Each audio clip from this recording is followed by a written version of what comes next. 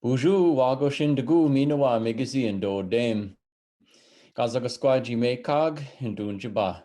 Today I'd like to share a little bit about Pocahontas, who I think has been a tragically misunderstood figure in history. A lot has been made in history books and Disney movies about her story.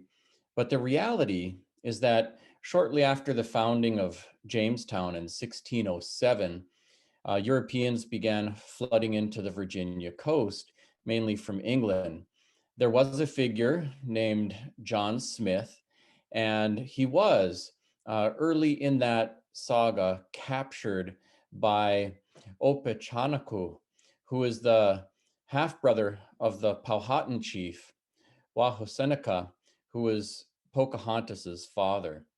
However, that's about as far as the mythology goes in really aligning with history. John Smith wrote about his experience and his captivity in 1608, in 1612, and in 1624. But it was only in his account given in 1624 that he mentioned that he might be executed and provided all of these other dramas that have often fueled some of the speculation. He was never in a romantic relationship with Pocahontas as well.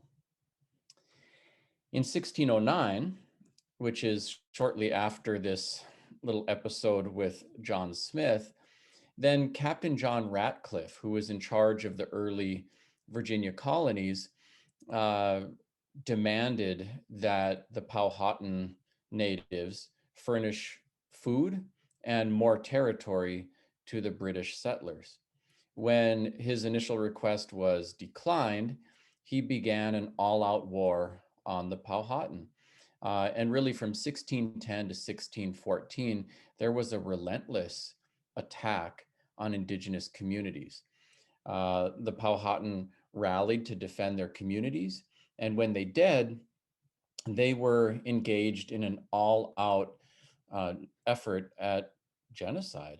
They defended themselves vigorously, and in 1614, Pocahontas was captured by the English, and she was held for ransom. The chief agreed to peace in order to have his daughter returned, but the British refused to return Pocahontas to his care. Pocahontas was baptized, and then she was married to John Rolfe, not John Smith, and eventually brought to England. It's the historical record's a little bit unclear. It seems likely that she had some kind of relationship with a Powhatan man at the time when she was kind of coerced into this relationship with John Rolfe. However, it's not entirely clear exactly what that was. And ultimately, as she was brought to England, she was paraded around, sometimes with great fanfare, met the British royalty and so forth. And then she ended up dying in Britain just at the age of 22. She and Rolfe had one son named Thomas Rolfe, who eventually returned to Virginia. And there are actually many people in Virginia today who can trace their lineage to the Rolfe family and Pocahontas. However, most of this happened while Pocahontas herself was still, a teenager. And she never really had choice or agency in the kind of relationships she was going to have with who, her religious choices, and where she was going to live.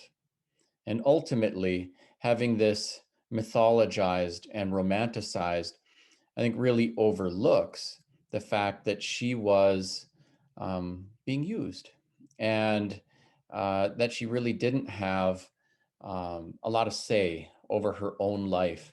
And that so much of this happened while she was still what we would classify today as a minor child, I think really speaks to the gender and power dynamics in the early colonial enterprise.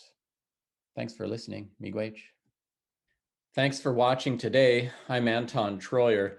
Let's keep in touch. I'm active on social media, and my website has lots of information on my books, speaking engagements, free Ojibwe language resources, resources for teachers, and more. Miigwech.